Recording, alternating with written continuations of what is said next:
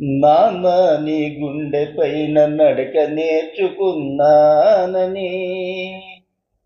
నీ చూపుడు వేలుతో లోకాన్ని చూశానని, నాన్నను పూజిస్తే ఆది దేవునికది అందునని, అమ్మకు బ్రహ్మకు మధ్యన నాన్నే ఒక నిచ్చెనని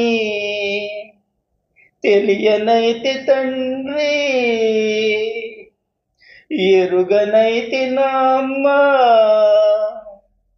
నాన్నంటే నడిచే దేవాలయమని మరచితిని, ఆత్మజ్యోతి చేతుల ఆర్తి వేసుకుంటిని.